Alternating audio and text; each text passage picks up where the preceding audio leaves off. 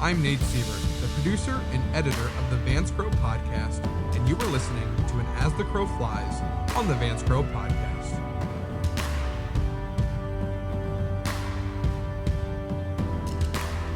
Welcome back to the podcast. I'm glad you're here. Well, you're listening to this in 2023, which I know for me personally is a difficult thing to wrap my mind around. It'll take me a few months to be able to say 2023. One of the guiding principles that I use in my life is the concept that your attention is the most valuable thing that you own. So rather than do a retrospective where I talk about all the great podcasts and interesting things I learned throughout the year, I thought instead I would talk very clearly about things that I am paying attention to. We'll get back to regular interviews throughout the year. We've got a lot planned, and as you've been able to tell, I'm sure we're only doing podcasts in person, which for a while has limited us because that means we can only talk to brilliant minds that are in St. Louis.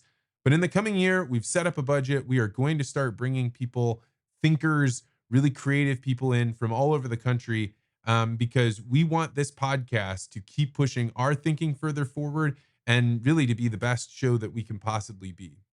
So without further ado, I'm just going to jump into things that I think are worth paying attention to. The first one that I want to talk about today is this new OpenAI chatbot. You can go to a website that allows you to type text into a field. And instead of just getting an answer the way that Google gives you an answer, like asking it, how can I get great wood furniture? And then have it bring up the 10 best sites that talk about giving great wood furniture. The virtual assistant that is this chatbot will actually give you a detailed answer. It might describe for you how you would use those search terms or which search terms to use. And then if you decided that you wanted to use it in a different way, you could actually take content. I did this for a friend just this morning, where you write up all the things you love about this person's art, their furniture that they make, and then you ask the bot to help you create marketing content that's better than what you wrote. And very quickly, you'll watch it type out in real time really interesting and engaging ad copy. And then you can even ask it, hey, could you make it more personalized? Like instead of writing it in the third person, write it in the first person. And right in real time, it does this. The reason I'm paying attention to this technology is because I have never seen anything like it. Many of the fears that people had about artificial intelligence was that it was going to take the work of, lower class people, working class people, people that are actually using their hands. I'd always imagined that you'd be able to put a plumber in or make it really easy to do concrete and all those jobs would go away. But the reality is this AI is proving that it'll actually be high end, normally what's thought of as white collar work. It will blow it away. If you were thinking about going into a business where you would write creative marketing and you're not using this AI, every single other business that is using it has a massive competitive edge. They can get many samples over and over again. You can add little tiny instructions and have a 5-page document completely edited in a new way. There are a lot of people in the AI world that I know that are kind of playing down how big of a deal this is. They talk about its limitations. But when I look at this system, I see all of the opportunities and the massive way in which this will change work and culture going forward. If you haven't had a chance, I highly recommend you head to the website and check it out. You can get there by going to chat.openai.com. I have no affiliation with this whatsoever. You might view this as some kind of scary dystopian thing, but it is definitely worth looking at so you know what is going to change about the world in the coming years. The next thing I'm paying attention to is, of course, Bitcoin. Longtime listeners of the podcast know this is a subject I bring up all the time, and I always make sure to delineate between cryptocurrencies and Bitcoin. And so I'm really only right now paying attention to Bitcoin because of its unique qualities. Now, I've been involved in this area for a long time, but it wasn't until I set up a node in my house that I really had the complete awe-inspiring journey towards understanding how much this can change our culture. And I think this kind of falls along with the way that you learn anything in life. It's not just about reading, it's about doing something. So many people that have stayed kind of on the side of Bitcoin have heard of things like mining and wallets. And those are important things to know and understand.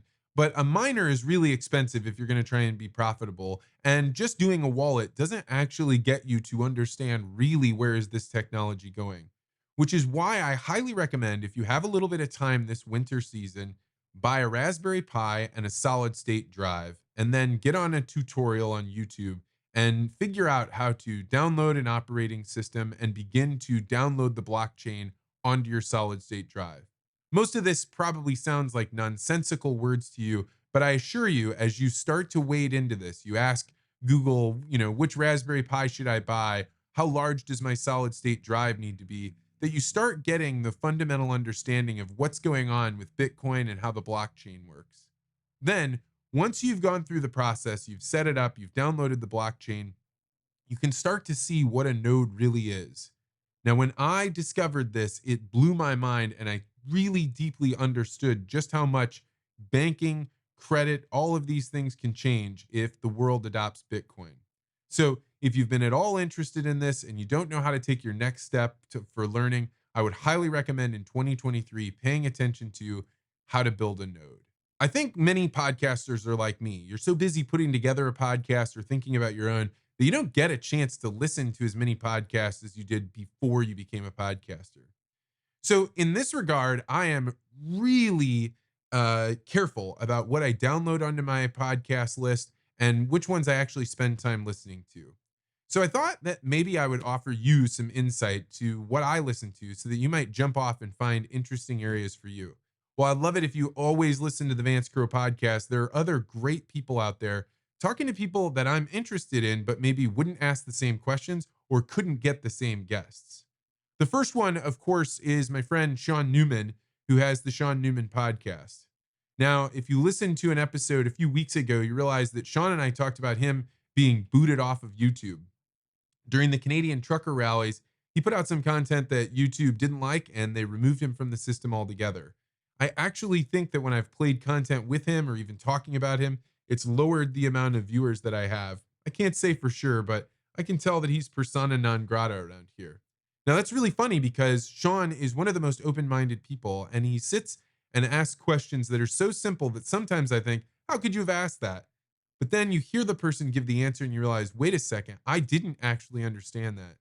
Sean interviews people that are talking about politics, but not always the biggest and most important names. Although he did have the woman that went on to become the Alberta's prime minister on long before anyone even thought it was possible she could win the election. So this is an interesting guy.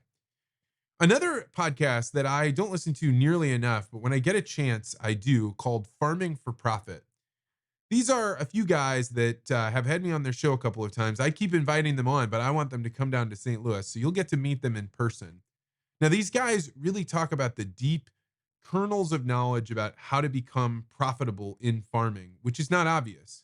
Now, of course, one of them works for a bank, one of them is actually deeply enmeshed in the farming world.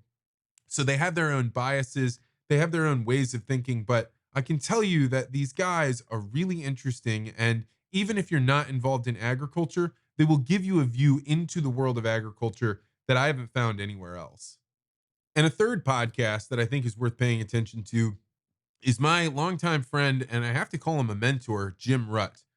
Jim is this zany guy that ran a company that was sold for over $1 billion. Then he moved off into a remote part of the Appalachian Mountains. And he's just a quirky guy that has access to some of the greatest thinkers in the entire world. Jim puts real effort into preparing for his guests. He'll read entire books.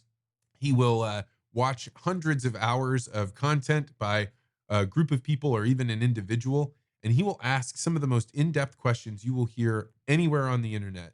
Jim is a really interesting guy. And just in the last couple of weeks, he's put out some podcasts about belief and how people in democracies end up hating themselves and why that happens that I don't think you can find anywhere else. So go check out the Jim Rutt Show and be sure to tell him I sent you. Now, that actually leads me to my next point. One of the things that I think is worth paying attention to is how you use podcasts in general, and specifically the Vance Crow podcast. Many of you know that there is a guy behind the scenes named Ben Anderson. That's my business partner in Legacy Interviews. And he's been the executive producer for the podcast for now over 2 years. Ben has used the opportunity to schedule me to interview some of the people that he's interested in their research and in the science that they're doing. You'll notice that the caliber of guests went way up during COVID because Ben would find some of the most leading edge scientists, people like Michael Levin, Lee Cronin, or thinkers like Eric Hoel, and he'd get them to come on the podcast and we would talk. Now, what I didn't realize was that Ben was deeply reading their research. And after we'd get done with the podcast, he'd use what he learned in the conversation to reach out to them and to build a deeper relationship with them. He's done such a good job utilizing the network that comes from the Vance Crow podcast that he's been invited to publish with some of these scientists, and he's been invited out to really impressive think tank weekends where people get together and share ideas and meet other leaders in the scientific field. Now, Ben is an extraordinary guy, but what he is doing is not something that's impossible for you to do too. If you are a regular listener of the podcast and you hear me talking to somebody and they say something that really strikes you, I highly encourage you to reach out to them. Maybe it's through their DMs on Twitter or writing me and asking if I could make a connection. I'm happy to do it. I believe that the Vance Crow podcast is really not about having huge numbers, but instead finding the most important up the graph nodes that we possibly can and connecting people that have interesting ways of viewing and thinking about the world so that they can benefit from knowing one another. I will do almost any introduction and I will make it so that you have a warm conversation with a person that caught your attention by listening to the podcast. So know that this is something that I want you to do. And I really think it can change the trajectory of your life if you just do it even one time. One thing everybody pays attention to during the New Year's time is about their weight and health. And a few months ago, my wife and I had our second daughter, and my sister came into town and she gave us a new way to think about eating. One of which was because she lives in Costa Rica, they eat a lot of dry beans, something that I'm not used to and don't know anything about. Well, it just so happened at the same time that she was teaching us how to cook beans, I happened to give a speech at a dry bean convention, if you can believe they exist. And through that, I met some really interesting people that after the conference, they said, "Hey, I want to ship you some dry beans. I think you'll like them." So I gave them my address. And before long, a giant box showed up with, I don't know, probably 30 pounds of beans in it. Now, when I first got the box, I could not possibly imagine that I could eat that many beans because, in my experience, you go to the store, maybe you get some dry beans, garbanzo beans, whatever, you put them in your Instapot, they're only okay.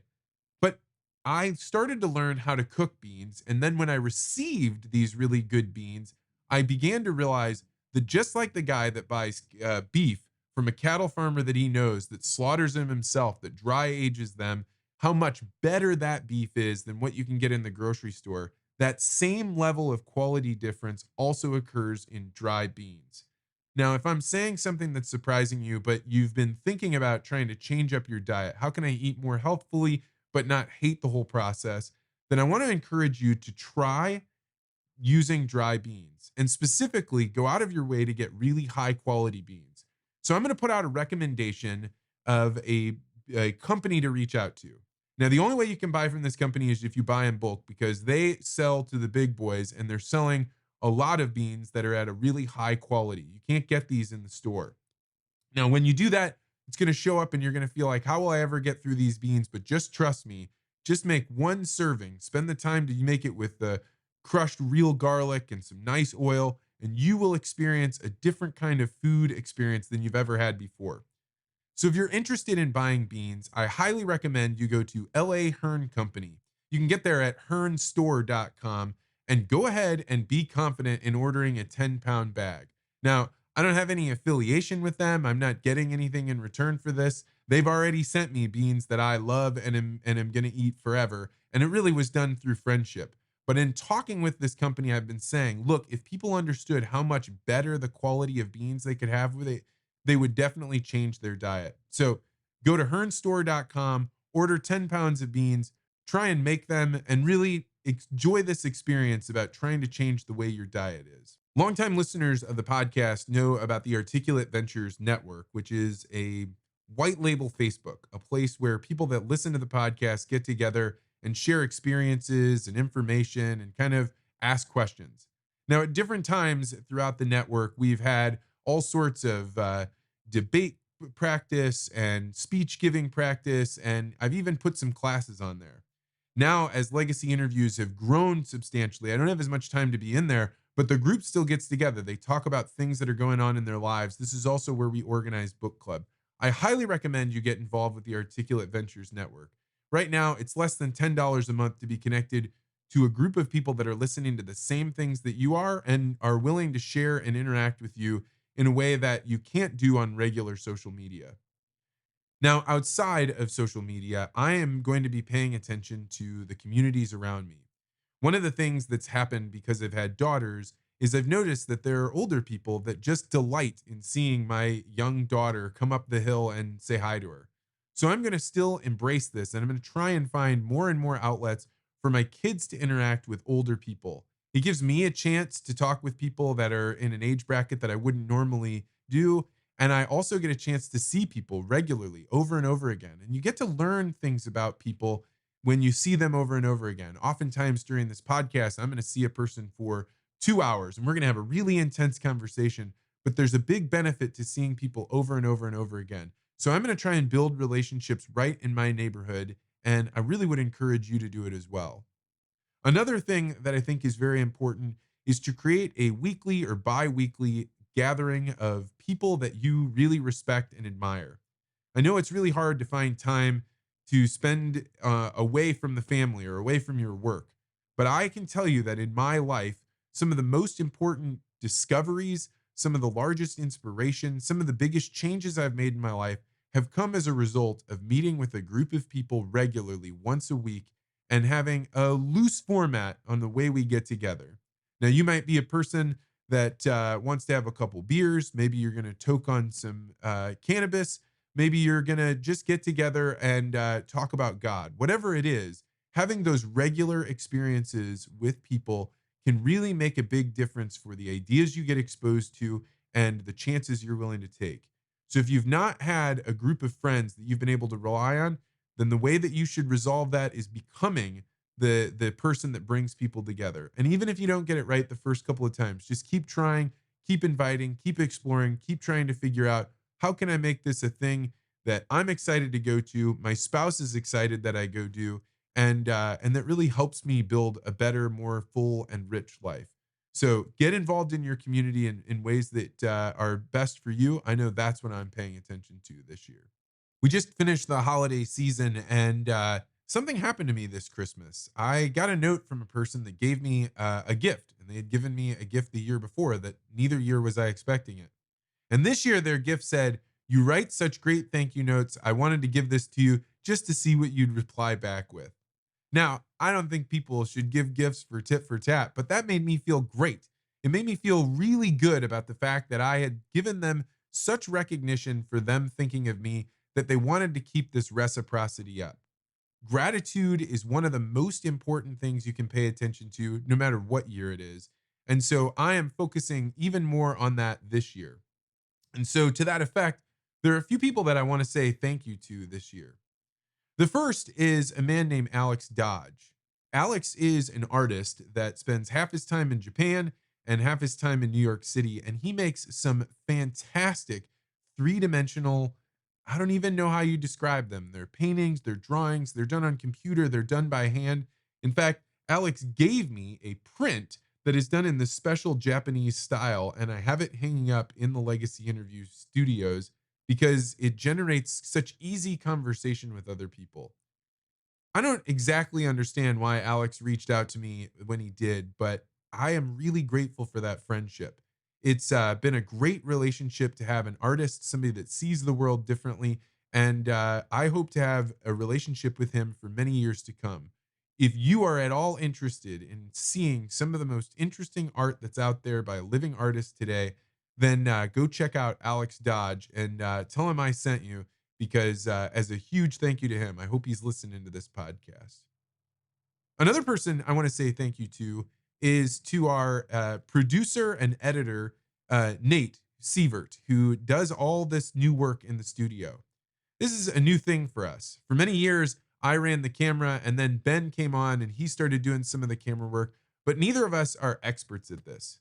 We found a young guy that had decided, you know what, college isn't for me, and there are some dreams I want to pursue, some of which has to do with video and audio. And so we found a great relationship where we could hook him up with a job and he could really up our game. In the coming year, you can expect that we will continue to improve the quality of the audio and the video. And Nate is exceptional at getting feedback and making himself better. So if you ever want to help the podcast get better, you can send me an email or a DM, and I will pass the message on to Nate because we want to do everything we can to make this great. And Nate is the man to step in and do this. We are proud of what we've accomplished, and we're looking forward to what we're going to accomplish in going forward. Another person I want to say thank you to is a man named Nicholas Bartlett, who is co-owner of a company called GoPo Gourmet Popcorn down in Fulton, Missouri. You may see some giant billboards as you're driving from St. Louis to Kansas City for GoPo, and I can tell you that it is worth the trip. This guy makes this special gourmet popcorn, and he runs a board game facility where people come in and he asks you simple questions about what type of games do you like to play, how do you like to interact, and he will set you up with an experience that is one of a kind while you're eating this great popcorn. Now, the reason I'm saying thank you to Nicholas is because he is one of those people that shows up and keeps things going. He's in the Articulate Ventures network, and he's one of those people that when you first meet him, you're like, you can't possibly be real. The things you're telling me are so outlandish, they're so different than the way that I think that I'm trouble even computing this.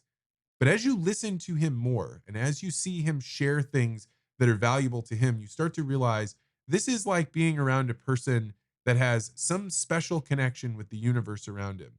I get the great benefit of being able to text and call Nicholas whenever I want. And I want to say thank you to that. And just know that if you're the type of person that has kind of crazier ideas, but you're the gas man, the person that always shows up saying, you can do it, I believe in you, this is what I've learned, this is where I've fallen down and how I've gotten back up, then you may change the trajectory of the world. And I know that Nicholas has changed my life. And I hope some of the ideas that he shared with me, I've shared with you and have changed your life too. Another person I want to say thank you to is Joseph Ring, who you can find on Twitter. He is one half of the Ring brothers who produce the beef that I buy and feed my family with. Joseph is one of those guys that constantly pokes me on how to get better with the podcast. And like I said earlier, we love getting feedback. People like Joseph are the reason that I am able to get better because I can tell you I am doing everything I can to get better. I am out of new ideas, and I want listeners like Joseph and you to give me advice and feedback. Also, if you're a longtime listener to the podcast, know that we would love to get a recording of you introducing the podcast. If you thought about doing that, all we need for you to do is to say your name, where you're from, what you do, and that you're listening to the Vance Crow podcast. If you're interested, DM me or reach out to vance@articulate.ventures to send me your opening script. Next, I want to thank Christina Hudson Kohler. Christina's been on the podcast a couple of times. She's the egg lady. She's involved in many organizations, and she is always the most optimistic, can do kind of person. Christina has been updating me on what I think is a growing crisis in our country right now, which is the rapidly increasing price of eggs. Christina checks in, lets me know what's going on with the price of eggs, talks about how it's impacting her business, and she's the type of person that really keeps me connected to agriculture and farming. This is infinitely valuable to me because I really love staying connected with the ag community. So if you're one of those people that has specific insight, the price of grain, what's going on with cattle, how hay is growing, definitely let me know. I want to hear what you're seeing in your world. And it doesn't have to be some long, well thought out thing. Just keeping me apprised of that information is welcomed. And so to finish that out, thank you to Christina Hudson Kohler. You are one of a kind person, and I'm so glad to be connected with you. All right. Another thing I'm paying attention to, while everybody else is wondering who's going to run Twitter and how are things going with Elon Musk, I have a good friend that has pointed me to this new platform called Noster. Now, I know people are hearing about Truth Social and Rumble and all of these different social media platforms that are proliferating as people try and have censorship-free ways of communicating. But I think Noster is special. Nostr.io will take you to a website where you can see how many people are joining this new protocol. Rather than it being a really well, highly designed, great user interface platform, this Noster is allowing people to be able to build platforms like YouTube or like Twitter so that you can communicate with people in the ways that we've learned that we want to over video, over typing, but done in a way more secure way. I know that it's hard to get involved in new technology, but if you're like me and you're an early adopter or you want to just check out what's going on in the world, I am paying attention to Noster. I think in the coming months, I'll start broadcasting the podcast there. And if I do, this will allow us to have a different sort of relationship. One that, even if certain episodes or certain guests are not welcomed by the platforms, that we can't be censored. So keep an eye out for more things from Noster. And if you're interested in learning more about it, go to noster.io. And finally, the thing I'm paying attention to most this year is legacy interviews. This is where I sit down with a person to record their family stories, their wisdom, and their values to be passed down to future generations. Now, we've been doing this for almost 2 years now, but in the last few months, we have made some serious upgrades to this service. And that's because we've been hearing what our clients want and they've been asking for more. So I thought I'd just talk a little bit about it. When we first started these legacy interviews, we did them almost exclusively over Zoom. It was COVID and people wanted me to interact with their parents or loved ones from far away. But over time, we realized that the best interviews are done in person. So I was doing them for a while in my basement podcast studio, but we definitely outgrew it to the point where my wife was like, look, you can't have all these people coming into our house. We've got crying babies, we've got things going on. So that's why Ben and I set out and got this brand new private recording studio. We've been in here for 6 months, and this has really allowed us to create an experience that is once in a lifetime. Guests come into the studio. We have a chance to get coffee, get to know one another, sit down, and be able to record over a long period of time. For people that do the standard interview, we talk for anywhere from an hour and a half to 2 hours, talking about your life story, having a really great conversation. We sometimes do it with just one parent, or sometimes a married couple will do it together sitting on the couch. We also have really expanded what we call our concierge service. This is when a person does an entire day as the experience. They arrive around 9:30, we get to know one another, we do a session of recording, we take a break, we get something to eat, we have nice drinks. Then we come back and do a second session of recording. And then we have lunch. This lunch is catered. We have a special arrangement with a wonderful restaurant. We have a great time talking, getting to figure out how are things going, and then we record a third session. Now, when we did this, we began to realize that sometimes you have couples where there's one person that has a lot to say and another person that's a little more bashful. And so if you do this concierge service, you can have dad go in the morning, mom go in the second session in the morning, take a lunch break and have them record an interview together at the end. Or dad may do both the morning sessions and just be joined with mom in the afternoon session. This is a great way to allow people that are less comfortable sharing stories or talking about themselves, but still want to be captured. Also, probably the biggest change that we've made to legacy interviews is the inclusion of a transcript. If you buy in at the concierge level, we will take the entire day's worth of interviews. We will have that experience transcribed. We'll edit it to make sure that it makes sense and flows. And then we will have it sent off to be turned into a leather bound book. We found one of the last leather bound book binding companies in the entire country. They now focus almost exclusively on restoring historic old Bibles, but we have come up with a great system and we're going to start using them. So we have already received one of our leather bound transcripts. We love this and we are expanding the service. So we've added that into the concierge service. Just the other day, we heard from a client who was elated to receive the transcript. In fact, he said, I never imagined when I sat down to do a legacy interview that I would also be getting an autobiography that I wrote in just a single day. So if you're interested in having me sit down with your loved one or to do one with you and your spouse, go to legacyinterviews.com to see what we're offering and to get on our calendar. It is booking out quick and we would love to have you. Thank you so much for being a listener to the podcast.